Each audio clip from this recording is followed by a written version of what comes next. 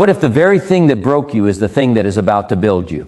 What if this exhausted, uncertain, quietly desperate season you are standing in right now is not your ending, but your beginning? Somewhere inside you, underneath the tiredness, underneath the doubt, there is a voice that has not given up. This is for that voice. This is your time to rise again. Most people never rise again because they never truly believe they fell for a reason. They think pain is punishment. They think failure is proof. They think the closed door, the lost job, the broken relationship, the year that fell apart is evidence that they were never good enough to begin with. But hear this carefully, because it will change the way you see everything that has happened to you. Pain is not proof that you are finished. Pain is proof that you are still alive, still in the arena, still close enough to the fire to feel its heat. The people who never fail are usually the people who never tried. You tried. And trying, even when it ends in heartbreak, is the first requirement of a comeback. This is your time to rise again. Success is not random. Let that settle in you for a moment, because most people live as if it were. They watch others win and call it luck. They watch others build a life of freedom and call it privilege. They watch others stand tall after a storm and call it chance. But success has never been an accident. It has always been the visible result of invisible discipline. It is not the lottery. It is the law of the harvest. You reap what you sow. In the season you sow it, not a day before. So if your life feels unharvested right now, if you have planted and seen nothing grow yet, do not conclude that the field is barren. Conclude that the season has not finished doing its quiet work underground. This is your time to rise again. Think about a seed for a moment. Before it ever becomes a tree, it disappears. You bury it in the dark, cold soil, and for a long time, nothing seems to happen. No one applauds a buried seed. No one takes pictures of a seed doing nothing. But underground, in the dark, unseen, something extraordinary is unfolding. The shell is cracking. The roots are searching. The seed is fighting a battle no one will ever witness. And that battle is the reason the tree will one day stand taller than the storms that try to knock it down. Your life may feel buried right now. Your dreams may feel forgotten. But do not mistake a season of preparation for a season of defeat. The very silence you are afraid of might be the sound of your roots growing deeper than they have ever grown before. This is your time to rise again. Let me ask you something else, something harder. How much of your present are you sacrificing to keep replaying your past? Most people are not chained by their circumstances. They are chained by their memories of their circumstances. They keep reliving the rejection. They keep replaying the mistake. They keep rehearsing the argument they lost, the opportunity they missed, the version of themselves they used to be before life knocked the wind out of them. And in doing so, they rob today of the only thing today ever asked of them, which is their full attention. You cannot build a future while you are living inside a memory. The rearview mirror exists so you can check where you have been, not so you can drive by staring into it. Learn from your past, respect it, then release it, because the windshield in front of you is bigger than the mirror behind you for a reason. Life was designed to move forward. This is your time to rise again. Discipline is the bridge between where you are and where you are capable of going, not motivation. Motivation is a spark, and sparks fade the moment the wind of a bad day blows against them.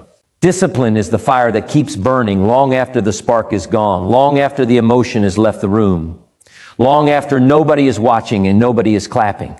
The truth that very few people want to hear is this: your comeback will not be built in one dramatic, cinematic moment. It will be built in the small, unglamorous, repeated decisions that no one sees. Waking up 30 minutes earlier when you would rather sleep. Making the call you are afraid to make. Saying no to the thing that feels good today but costs you tomorrow. Saying yes to the thing that feels hard today but pays you for the next 10 years. One decision will not transform your life, but 1,000 small decisions made in the same disciplined direction absolutely will. That is the secret hiding in plain sight behind every success story you have ever admired. This is your time to rise again. I want you to imagine building a house. You do not begin with the roof. You begin with a single brick laid with care, then another, day after day, in weather that does not always cooperate. In the beginning, the house does not look like much. Passers-by will not slow down to admire a foundation. There is no glory in a stack of bricks. But remove enough bricks from that foundation and the entire house collapses. Every disciplined habit you build today is a brick. Every promise you keep to yourself, even the small ones, especially the small ones, is a brick. You are not just building a life, you are building the foundation that will hold up the weight of everything you are asking your future to carry. So do not despise these small invisible days. They are not wasted, they are essential. This is your time to rise again. Now let's talk about fear, because fear is the real gatekeeper standing between you and the comeback you are longing for. It is rarely a lack of ability that keeps people stuck. It is rarely a lack of opportunity. It is fear, dressed up in 100 different disguises. Fear of being seen trying and failing again in front of the very people who watched you fail the first time. Fear of hoping again after hope has already disappointed you. Fear of discovering that even your best effort will not be enough. But listen closely. Courage was never the absence of fear. Courage is moving forward, while fear is still whispering in your ear that you might not make it. Every person you have ever admired, every entrepreneur, every athlete, every leader who ever stood on a stage, felt that same trembling uncertainty before they took their first real step. The difference between them and everyone else who stayed frozen was not the absence of fear. It was the decision to act anyway. This is your time to rise again. Picture yourself standing at the edge of a cold lake early in the morning. Your mind is already building 1,000 reasons to turn back. The water looks too cold. Your body tenses. You stand there thinking, hesitating, negotiating with yourself. But the moment you finally jump, something remarkable happens. Within seconds, your body adjusts. The shock passes. The fear that felt so enormous standing on the shore evaporates the instant you are actually in the water. This is exactly how most of your fears operate. They are loudest in your imagination and weakest in your action. Thinking about the leap will never destroy the fear, or only the leap itself can do that. So stop standing at the edge, rehearsing the cold. Jump. This is your time to rise again. Confidence is not something you are handed before you begin. It is something you construct one courageous decision at a time, brick by brick, just like that house. Nobody starts fearless. People become brave the same way they become strong, through repeated exposure to the very thing that used to terrify them. Every time you take the difficult action despite the fear, you are not just accomplishing a task. You are quietly proving to yourself that you are capable of more than your fear ever gave you credit for. Do that enough times, and one day you will look back and realize the trembling voice inside you has grown quiet. Not because life became easier, but because you became someone who no longer needed life to be easy in order to move. This is your time to rise again. Now I want to speak directly to the setback you are carrying right now, whatever it is. Maybe it is a relationship that ended in a way you never saw coming. Maybe it is a business that did not survive, a job that let you go, a dream that quietly died somewhere between your excuses and your circumstances. Maybe it is simpler and heavier than any of that. Maybe it is just the weight of disappointing yourself over and over until you stop believing your own promises. Here is the truth that will set you free if you let it. Your setback is an event. It is not your identity. You are not the mistake. You are not the failure. You are not the worst chapter of your story. You are the person still standing here, still breathing, still listening to a message about rising again. And that alone tells me something in you refuses to stay down. This is your time to rise again. Failure, real failure, has never been the final verdict on your life. It is feedback. It is a stern but honest teacher who does not care about your comfort, only about your growth. Every successful person you have ever studied has a long, often hidden history of failure behind their public victory. The difference is not that they failed less than everyone else. The difference is that they refused to let one difficult chapter convince them the entire book was finished. They read the feedback. They adjusted the plan. They tried again. Smarter, wiser, more prepared than before. Ask yourself, starting today, not why did this happen to me, but what is this trying to teach me? That single shift in the question you ask yourself can change the entire trajectory of your life, because the moment you start extracting lessons instead of collecting wounds, your setbacks stop being scars and start becoming skills. This is your time to rise again. There is an image I want you to hold onto, the image of an eagle in a storm. When the sky darkens and the wind turns violent, most birds do everything they can to escape it. They flee. They hide in the thickest branches they can find and wait for the danger to pass. But the eagle does something entirely different. It does not run from the storm. It spreads its wings and uses the very winds that terrify everything else to lift itself higher than it could ever fly on a calm day.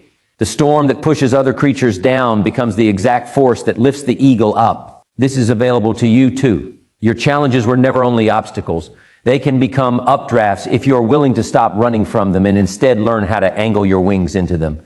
Use your setbacks as fuel. Use your pain as propulsion. Let the very storm you are afraid of become the wind beneath the comeback you are building. This is your time to rise again. I also want you to think about a mountain climber carrying a heavy backpack filled with stones. Each stone represents something specific.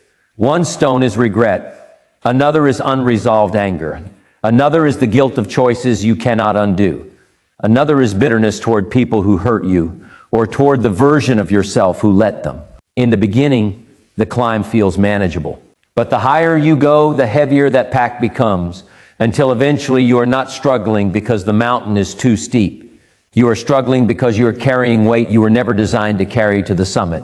Sometimes the fastest way to keep climbing is not gritting your teeth and pushing harder. Sometimes it is stopping, opening that pack, and finally setting a few of those stones down on the trail behind you. You do not need regret to remember the lesson. You do not need bitterness to remember the boundary. Take the wisdom, leave the weight, then keep climbing. This is your time to rise again.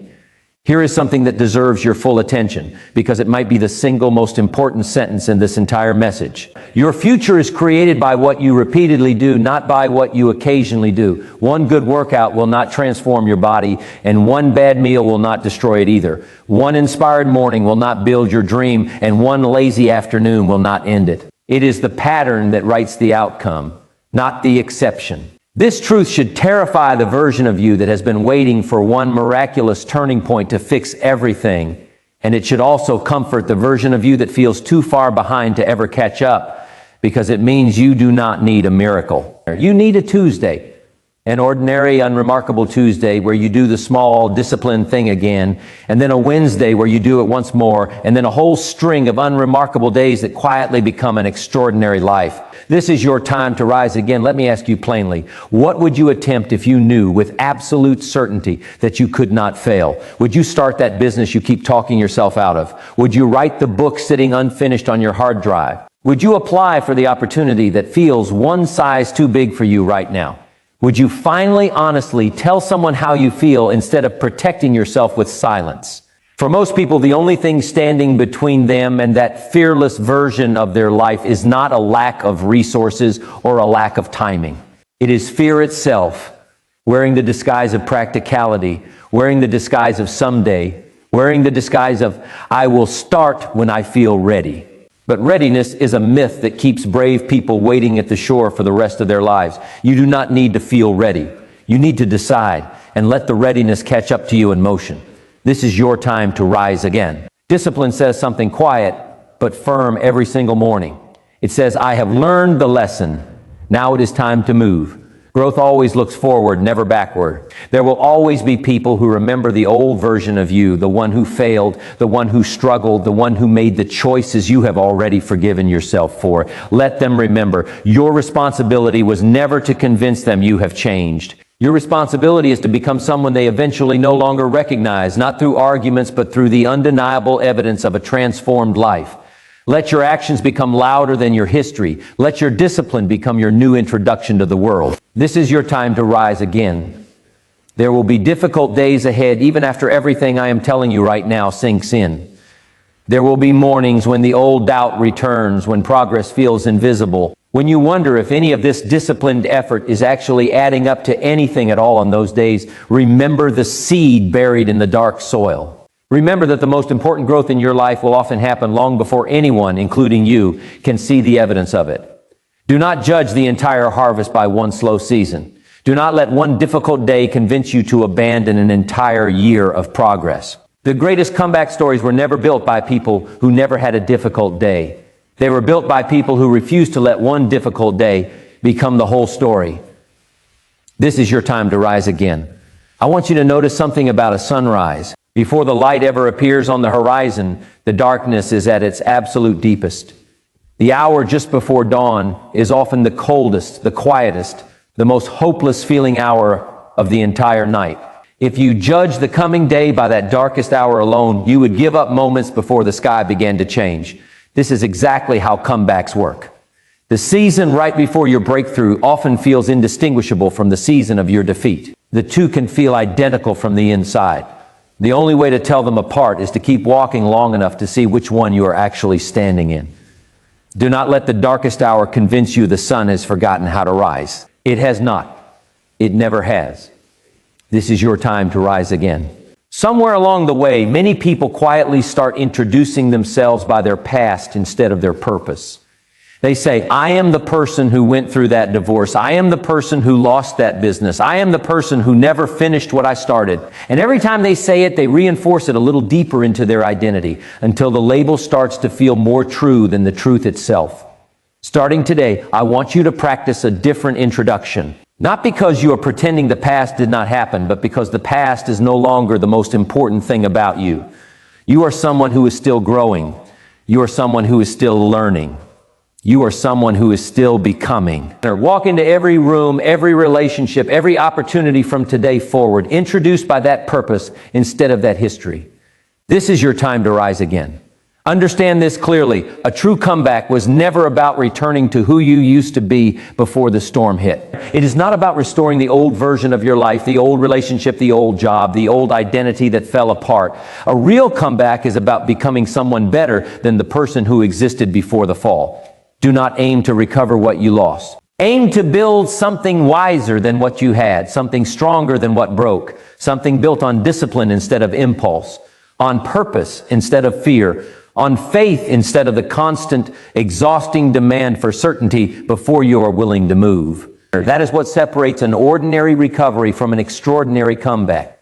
This is your time to rise again.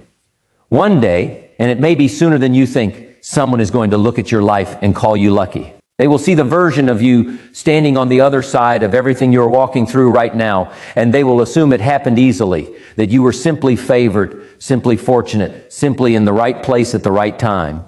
But you will know the truth because you were there for every unseen morning, every disciplined choice nobody applauded, every moment you kept a promise to yourself when it would have been so much easier to break it. You will know it was never luck. It was consistency quietly compounding day after ordinary day until it became undeniable. This is your time to rise again. Your story is not finished. I need you to hear that as clearly as you have ever heard anything, one painful chapter, however long it has lasted, however deep it has cut, does not mean the book is closed. Some of the most unforgettable stories ever told became unforgettable, precisely because the person at the center of them refused to stop writing after the hardest chapter. They kept going, not because it was easy, but because they decided somewhere in the middle of the wreckage that their story deserved a better ending than the one their circumstances were trying to write for them. Be the author of your own comeback. Pick the pen back up. Write the next sentence, even if your hand is still shaking. This is your time to rise again. So here's what I am asking you to do, starting the moment this message ends. Forgive yourself for the chapters you cannot rewrite. Release the guilt you have been carrying like stones in that backpack, and keep only the lessons that are light enough to climb with. Stop asking your past to make sense of your future, and start asking your future what kind of person you still have time to become. Wake up tomorrow and win the morning, not the whole year, just the morning. Keep one small promise to yourself. Take one small step you have been avoiding. Do it again the next day, and the day after that. And let those unremarkable, disciplined days quietly become the extraordinary life you have been praying for. You do not need a miracle. You have never needed a miracle. You need a decision made today to rise. This is your time to rise again, and the best chapter of your entire story, the one you have not written yet, is still waiting for you to pick up the pen.